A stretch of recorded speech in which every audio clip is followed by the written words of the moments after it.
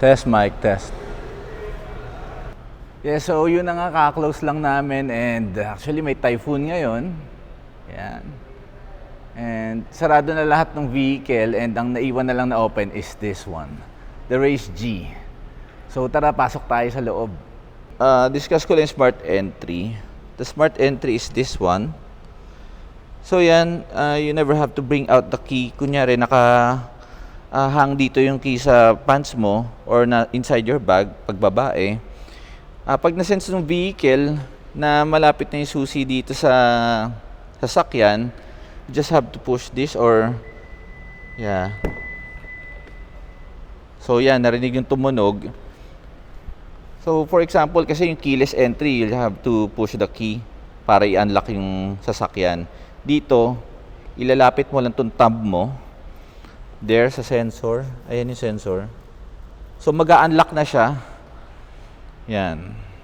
So yan yung na-discuss ko kanina. Isang advantage nitong Race G is meron tong auto fold.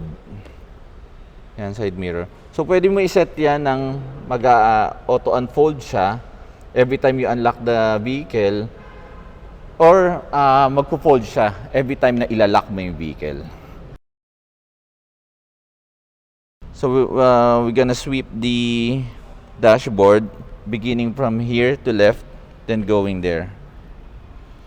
So ito yung Windows panel niya. Meron pa rin tong lock. Yan. Especially kung may mga bata dito sa sasakyan, pwede mo i-lock tong doors. By the way, pwede mo naman i-child lock tong mga pintuan para in case meron kang kasamang bata. So yan, ito yung door. Then, 4 na windows. Then, ito yung na-mention ko kanina na pagka gusto mong mag-auto, etong gitna.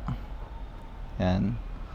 So, kapag gusto mo i-fold, etong left side, yung yung sa side mirror to Then, ito naman is yung unfold. So, kapag naka-auto, kapag in-unlock mo yung vehicle, mag-unfold siya mag-isa. Pag nilock mo naman, mag-fold siya mag-isa.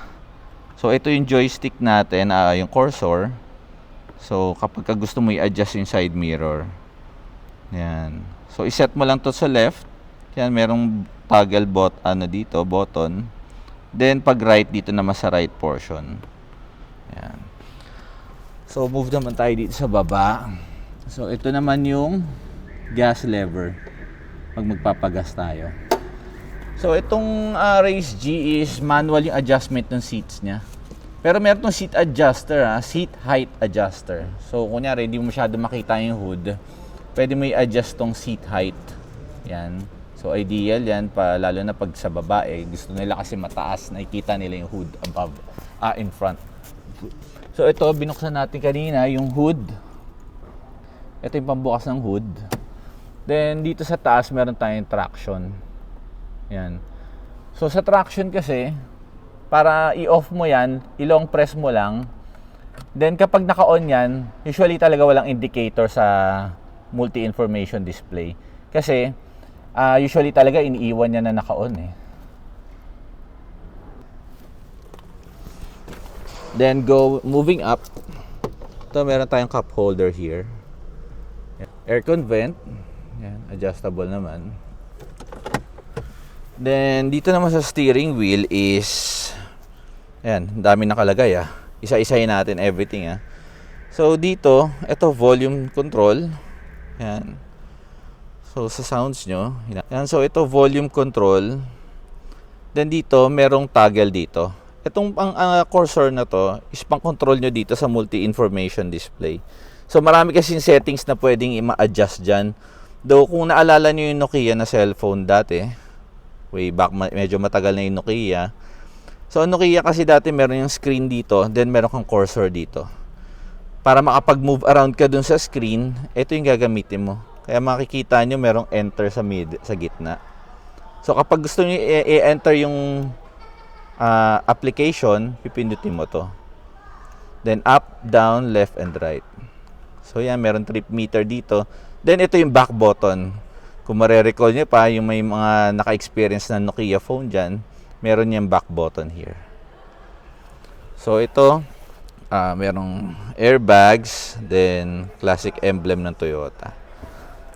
Then here naman is the pang skip ng song or radio station. Then meron ka ditong pang answer ng call. Then dito sa ilalim is yung power button. So itong power button na to, kapag in-on mo to, mas magiging aggressive yung vehicle. Mapansin mo yan, ako sinubukan ko yan, mas very aggressive, onting apak mo lang ng gas, mas mabilis na yung response niya. So yan, after dito sa steering wheel, nandito naman tayo sa infotainment, tsaka yung aircon. Ito, push start button. Ito naman, blower.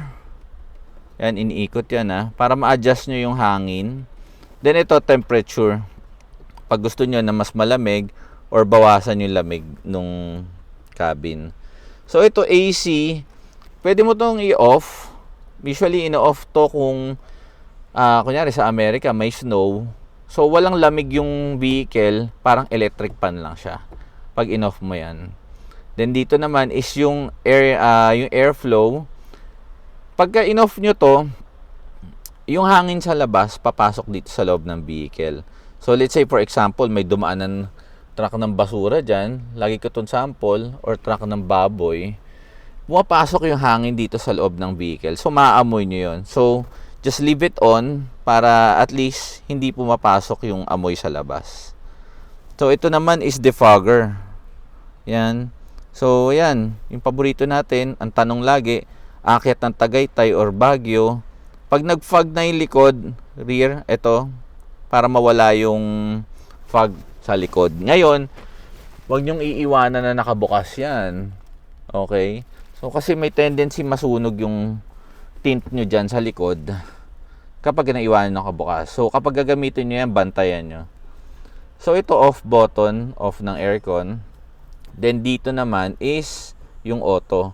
Itong auto, discuss ko lang tong purpose ng auto. Yung auto kasi, so let's say for example, nasa tanghali, nabilad tong sasakyan mo sa tanghali, sa labas, yan, super init. So gawin mo lang, ang tip ko dyan is, buksan mo yung mga windows, everything. Tapos, start mo yung vehicle, syempre. Then, press the auto.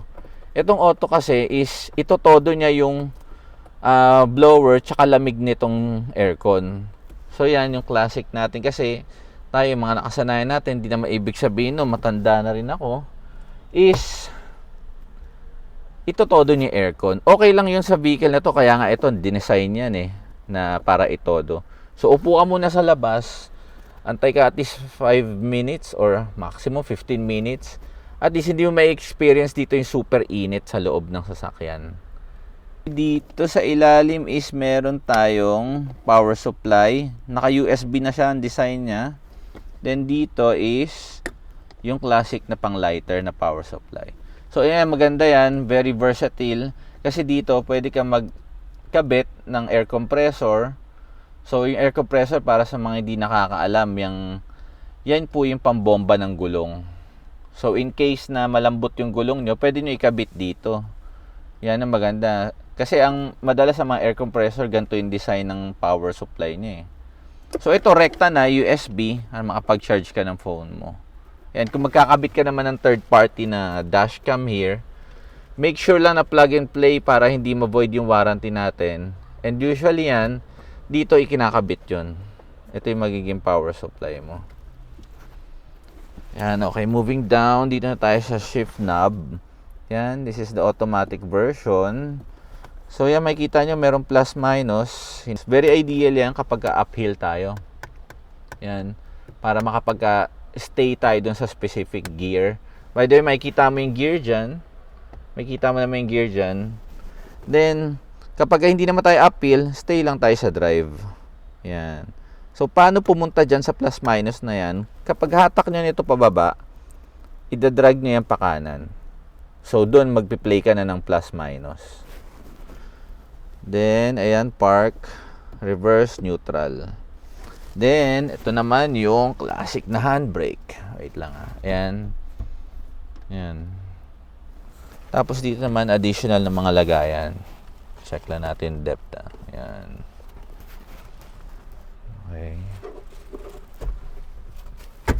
Itong stereo niya is maganda, malaki.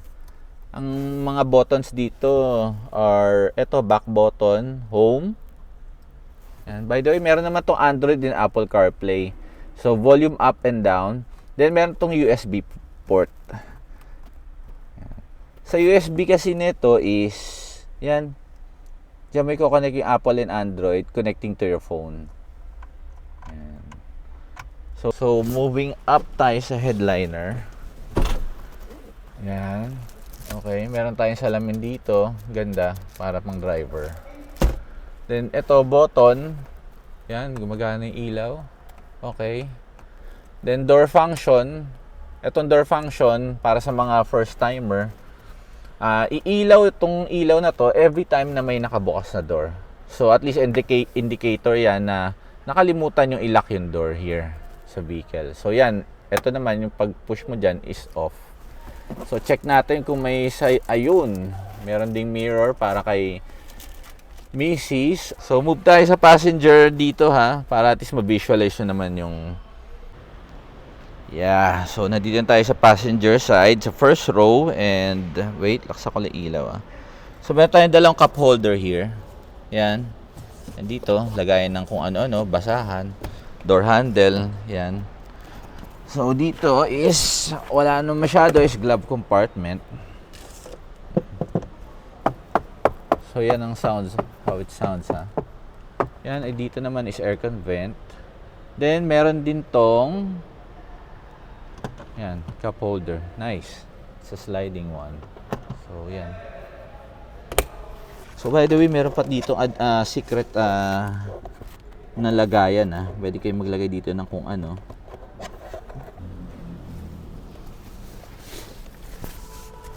Yeah, so this is how it looks. Yan, pag may nakaupo. And i-share ko, 5'6" ako. And ang space ko pa dito sa uluhan is like this one. Share ko lang Hindi nyo masusukat to, pero at least makita nyo, visualize nyo lang. Yan, laki pa Yan. By the way, may na-release ako nito mga 5'6", more than 5'6" pa yung height nila, pero wala silang angal dito. Kasyang-kasya naman sila, dalawa sila magkapatid ng patangkad. Yeah, so ito na nga yung second row. So ito yung makikita nyo sa door panel niya. Lock, window control, door handle, and isang cup holder here. Yan, ganda. Oh, dilim. Wait, kasi ko ilaw So yan, how it looks. Yan sa likod, ganda.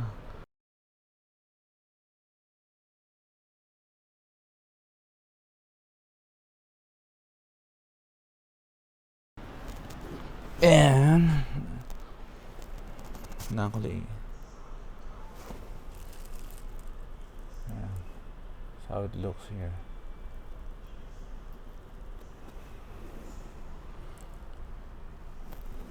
So by the way, ito yung na-mention natin tonneau cover. Yan, for privacy.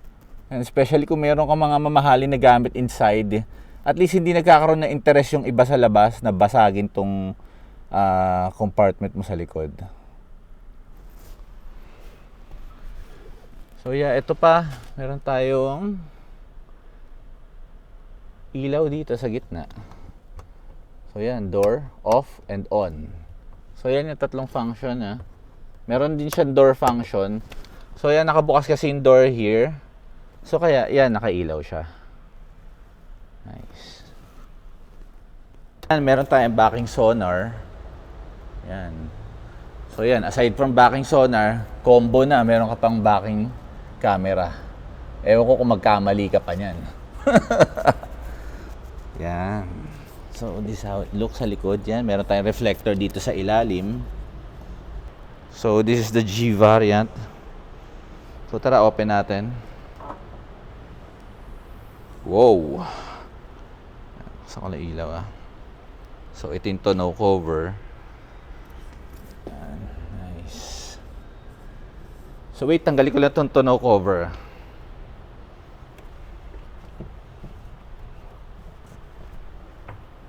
Yeah, so this is how it looks nang walang tonneau cover. Yan, kung ay tatumble nyo to. So ito yung gagalawin nyo. para itong mga seats is matambol. So for example, meron kayong cargo na mas malaki na ilalagay. So ito, para matambol nyo itong dalawang second row seats. So tignan natin yung spare tire niya. Yan. So ang ganda. Mags yung spare tire natin. At least sulit Yan. So actually, ang price difference niya sa Race E is around 90,000 plus. Okay. So itong board na to, pwede ito i-adjust. Pwede itong mas mataas. Yan. Yan, kung mapapansin nyo, naka-level na siya dito. Yan 1, 2, 1, 2. Yan, naka-level na siya. So, kung mayroon kayo mas malaking cargo, pwede nyo i-collapse to pababa. Okay? So, yan. Yan, binaba ko na siya. So, kita nyo, ito yung okay, ayan. So, that is kung mayroon kayo mas malaking cargo here. So, meron tayong handle dito kapag isasara. Ito kaya hawak. So, yeah, actually meron akong kodigo dito. Wala namang masama sa kodigo para at least mas ma-point out ko sa inyo ng mas maayos. So, advantage ulit ng Race G ito. LED headlights with line guide, sequential turning signal lamp. Ayun, ang ganda tignan nun, yung gumaganon yung signal light. Then, tonneau cover. Meron kang tonneau cover dito. Then, push start and smart entry. What else? Meron kang additional na backing camera. 6 speakers, mas madami versus sa E. And plus with alarm.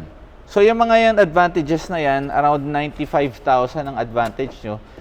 Base yan, yung presyo na yan is for this month. Siyempre, hindi ko pa masasabi in the future kung magkaroon ng price increase. So, yeah, yun. Halos tapos na tayo. So, at that price difference, 95,000, 90,000, sa mga advantages na yan, kung bibili mo siya ng cash, maganda rin. At least, hindi mo na i-upgrade yan. Hindi mo na isipin yung mga yan, mga upgrades na yan. Pero kung bibili mo ng financing, at least ma-avail mo yun yung 90,000 ng hulugan.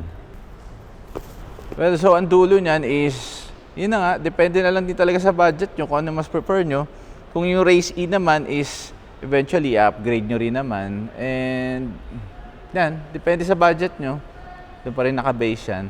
So, binibigyan na tayo, at least meron tayong mid-variant na halos kompleto na everything. So, yun na nga guys. Just in case may question kayo, huwag kayo mahiya magtanong. Stop recording. You're so cute.